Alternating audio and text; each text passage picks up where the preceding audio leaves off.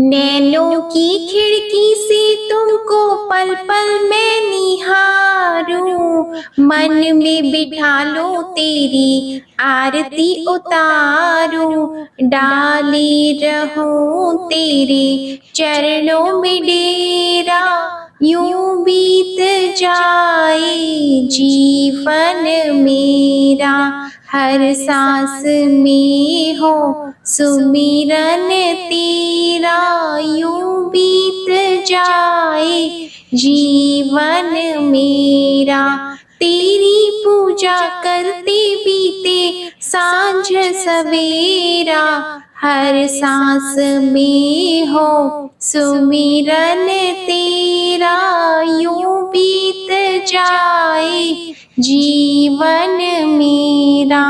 ओम श्री विष्णवे नमः।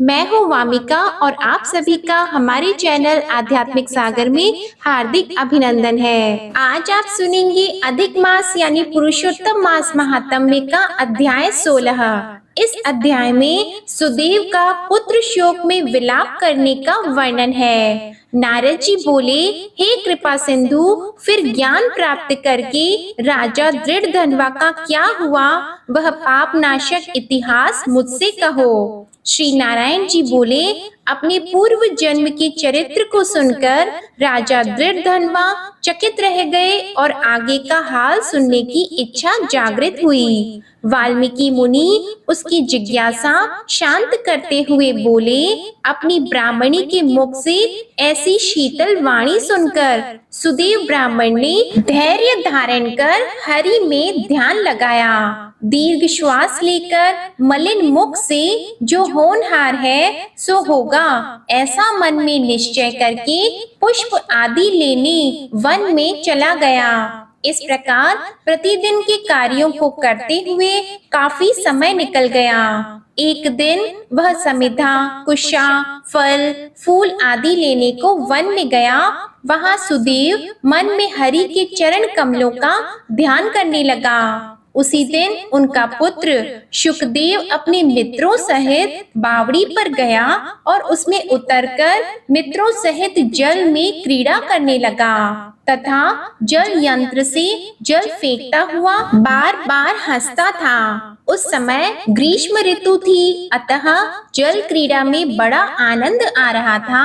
बालकों में बड़े प्रेम से खेलते खेलते अन्य बालकों के छकाए जाने पर उसने खेल में उनसे जीतने की इच्छा से छुपने की चेष्टा की। तब भाग्यवश उसने श्वास रोककर अपने मित्रों को छलने के लिए अथाह जल में गोता लगाया। उस गहरे जल में से वह व्याकुल होकर निकलने का प्रयत्न करने लगा, परंतु निकल नहीं सका और मर गया।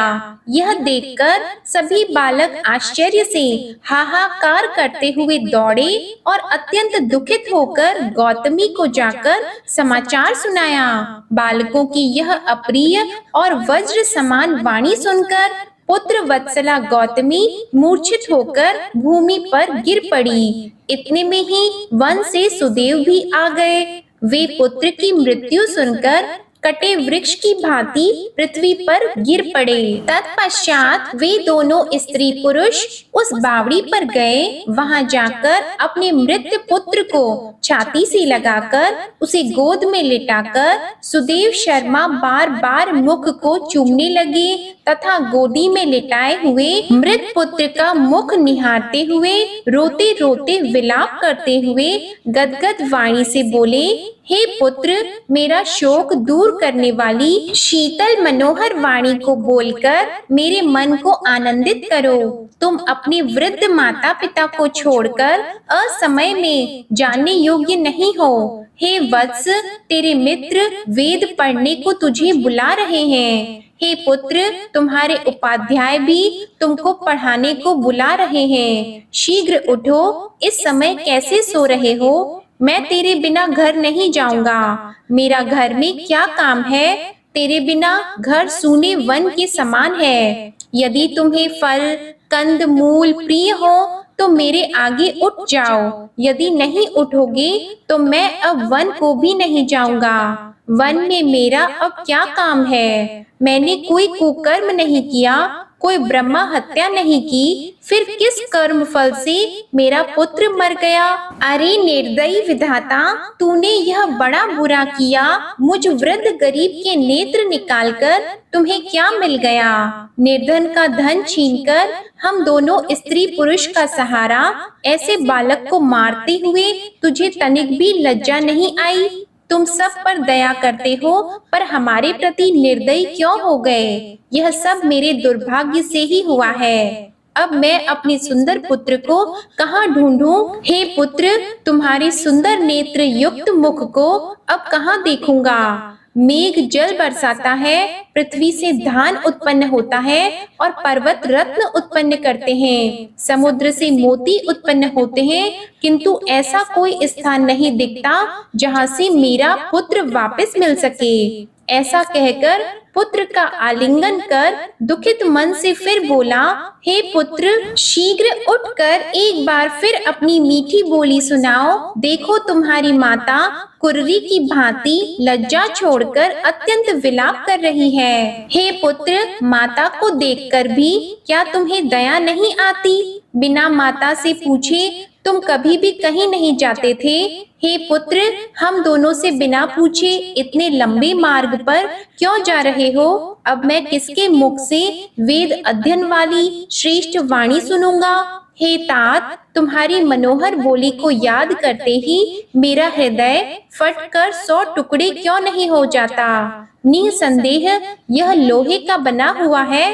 राजा दशरथ जी धन्य हैं, जिन्होंने श्री राम के वन चले जाने पर पुत्र शोक में अपने प्राण त्याग दिए। मुझे धिक्कार है कि मैं पुत्र के मरने पर भी जीवित हूँ। हे नाथ, हे गोविंद, हे विष्णु, हे यदुनाथ, हे रुक्मणी के प्राणपति, हे मूर्दैत्य को मारने वाले, हे दीनों पर दया करने वाले, हे दयालु, मेरी पुत्र वियोग की अग्नि के ताप से रक्षा करो। हे देवाधिदेव, हे त्रिलोकीनाथ, हे गोपाल, हे गोपीपति, हे रथांग पाणे, काली देह के दोष को हरने वाले, पुत्र रूपी अग्नि के ताप से जलते हुए मेरी रक्षा करो। हे वैकुंठपते, हे नरकासुर के शत्रु, हे चराचरपति, हे भवसागर से पार उतारने वाले, हे ब्रह्मा आदि देवताओं द्वारा श्रद्धेय चरण कमल वाले, पुत्र रूप अग्नि के ताप से संतापित मेरी रक्षा करो। मेरे समान मूर्ख कोई दूसरा नहीं होगा, क्योंकि मैंने श्री कृष्ण भगवान के वचन उल्लंघन करके पुत्र की कामना की। भला नष्ट होने वाले को कौन पा सकता है? अगले अध्याय में आप सुनेंगे भगवान का सुदेव को अमोघ वर देना तथा धुनि मुनि की कथा कहना। इसी के साथ अब आप सुनिए भगवत गीता का यह अध्याय। भगवान कृष्ण के वचनों को न समझकर अर्जुन बोले, हे पुरुषोत्तम, जिसका आपने वर्णन किया वह ब्रह्मा क्या है, आध्यात्म क्या है, कर्म क्या है और अधिभूत नाम से क्या कहा गया है, अधिदेव नाम से क्या कहा जाता है? हे मधुसूदन, यहाँ अधियज्ञ कौन है और वह इस शरीर में कैसे है? और युक्त चित्त वाले पुरुषों द्वारा अंत समय में आप किस प्रकार जानने में आते हो? इस प्रकार अर्जुन के प्रश्न करने पर श्री कृष्ण भगवान बोले, हे अर्जुन, परम अक्षर अर्थात जिसका कभी नाश नहीं हो, ऐसा सच्चिदानंद घन परमात्मा तो ब्रह्मा है और अपना स्वरूप अर्थात जीव आत्मा आध्यात्म नाम से कहा जाता है, तथा भूतों के भाव को उत्पन्न करने वाला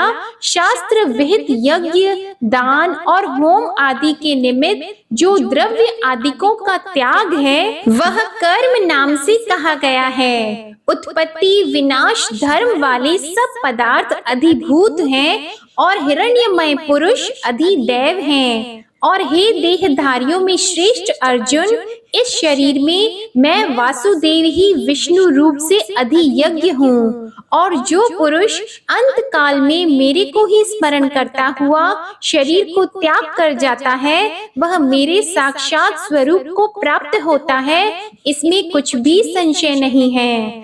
कारण यह है कि हे कुंती पुत्र अर्जुन, यह मनुष्य अंत काल में जिस जिस भी भाव को स्मरण करता हुआ शरीर को त्यागता है, उसको ही प्राप्त होता है, परंतु सदा उस ही को भाव को चिंतन करता हुआ, क्योंकि सदा जिस भाव का चिंतन करता है अंत काल में भी प्रायः उसी का स्मरण होता है। इसलिए हे अर्जुन, तू सब समय में निरंतर मेरा स्मरण कर और युद्ध भी कर। इस प्रकार मेरे में अर्पण किए हुए मन बुद्धि से युक्त हुआ निःसंदेह मेरे को ही प्राप्त होगा।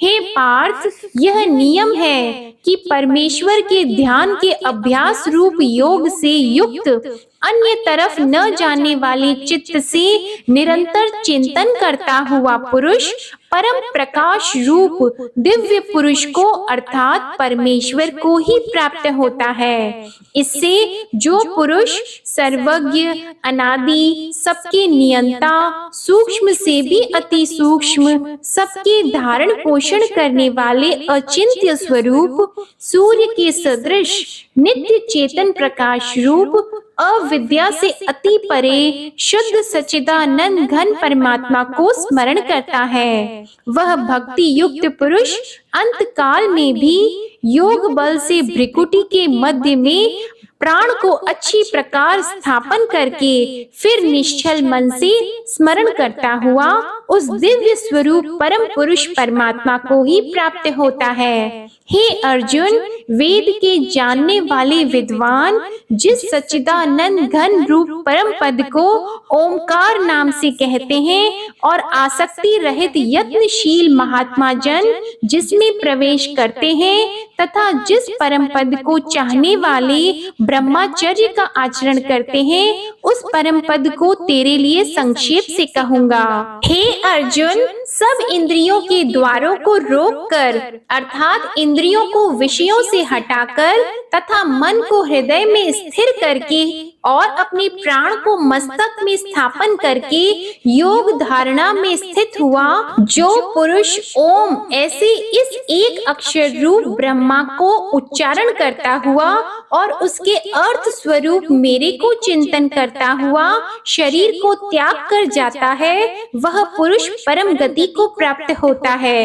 हे अर्जुन, जो पुरुष मेरे में अनन्य चित्त से स्थित हुआ सदा ही निरंतर मेरे को स्मरण करता है, उस निरंतर मेरे में युक्त हुए योगी के लिए मैं सुलभ हूँ अर्थात सहज ही प्राप्त हूँ। वे परम सिद्धि को प्राप्त हुए महात्मा जन मेरे को प्राप्त होकर दुख के स्थान रूप क्षण भंगुर पुनर्जन्म को प्राप्त नहीं होते हैं, क्योंकि हे अर्जुन, ब्रह्मा लोक से लेकर सब लोग पुनरावर्ती स्वभाव वाले अर्थात जिनको प्राप्त होकर पीछा संसार में आना पड़े ऐसे हैं, परंतु हे कुंती पुत्र, मेरे को प्राप्त होकर उसका पुनर्जन्म नहीं होता है, क्योंकि मैं काल अतीत हूँ और यह सब ब्रह्मा आदिकों के लोग काल करके अवधि वाले होने से अनित्य हैं। हे अर्जुन, ब्रह्मा का जो एक दिन है उसको 1000 चौकड़ी युग तक अवधि वाला और रात्रि को भी 1000 चौकड़ी युग तक अवधि वाली जो पुरुष तत्व से जानते हैं अर्थात काल करके अवधि वाला होने से ब्रह्मा लोक को भी अनित्य जानते हैं, वे योगी जन काल के तत्व को जानने वाले हैं। इसलिए वे यह भी जानते हैं कि संपूर्ण दृश्य मात्र भूतगण ब्रह्मा के दिन के प्रवेश काल में अव्यक्त से अर्थात ब्रह्मा के सूक्ष्म शरीर से उत्पन्न होते हैं और ब्रह्मा की रात्रि के प्रवेश काल में उस अव्यक्त नामक ब्रह्मा के सूक्ष्म शरीर में ही लय होते हैं। वह ही यह भूत समुदाय उत्पन्न होकर प्रकृति के वश में हुआ रात्रि के प्रवेश काल में लय होता है और दिन के प्रवेश काल में फिर उत्पन्न होता है। हे अर्जुन, इस प्रकार ब्रह्मा के 100 वर्ष पूर्ण होने से अपने लोक सहित ब्रह्मा भी शांत हो जाता है, परंतु उस अव्यक्त से भी अति परे दूसरा अर्थात विलक्षण जो सनातन अव्यक्त भाव है, वह सच्चिदानंद घन पूर्ण ब्रह्मा परमात्मा सब भूतों के नष्ट होने पर भी नष्ट नहीं होता है। जो वह अव्यक्त अक्षर ऐसे कहा गया है, उस ही अक्षर नामक अव्यक्त भाव को परम गति कहते हैं, तथा जिस सनातन अव्यक्त भाव को प्राप्त होकर मनुष्य पीछे नहीं आते हैं, वह मेरा परम धाम है। और हे पार्थ, जिस परमात्मा के अंतर्गत सर्वभूत हैं और जिस सच्चिदानंद घर परमात्मा से यह सब जगत परिपूर्ण है, वह सनातन अव्यक्त परम पुरुष अनन्य भक्ति से प्राप्त होने योग्य हैं। और हे अर्जुन, जिस काल में शरीर त्याग कर गए हुए योगी जन पीछा न आने वाली गति को और पीछा आने वाली गति को भी प्राप्त होते हैं, उस काल को अर्थात मार्ग को कहूंगा। उन दो प्रकार के मार्गों में से जिस मार्ग में ज्योतिर्मय अग्नि अभिमानी देवता है और दिन का अभिमानी देवता है तथा शुक्ल पक्ष का अभिमानी देवता है और उत्तरायण के 6 महीनों का अभिमानी देवता है, उस मार्ग में मरकर गए हुए ब्रह्मावेता अर्थात परमेश्वर की उपासना से परमेश्वर को परोक्ष भाव से जानने वाले योगी जन उपरोक्त देवताओं द्वारा क्रम से ले गए हुए ब्रह्मा को प्राप्त हुए हैं। जिस मार्ग में धूमा अभिमानी देवता है और रात्रि अभिमानी देवता है तथा कृष्ण पक्ष का अभिमानी देवता है और दक्षिणायन के 6 महीनों का अभिमानी देवता है, उस मार्ग में मरकर गया हुआ सकाम कर्म योगी उपरोक्त देवताओं द्वारा क्रम से ले गया हुआ चंद्रमा की ज्योति को प्राप्त होकर स्वर्ग में अपने शुभ कर्मों का फल भोगकर पीछे आती है। क्योंकि जगत के यह 2 प्रकार के शुक्ल और कृष्ण अर्थात देवयान और पितृयान मार्ग सनातन माने गए हैं, इनमें एक के द्वारा गया हुआ पीछा न आने वाली परम गति को प्राप्त होता है और दूसरे द्वारा गया हुआ पीछे आता है अर्थात जन्म मृत्यु को प्राप्त होता है। हे पार्थ, इस प्रकार इन दोनों मार्गों को तत्व से जानता हुआ कोई भी योगी मोहित नहीं होता है, अर्थात फिर वह निष्काम भाव से ही साधन करता है, कामनाओं में नहीं फंसता।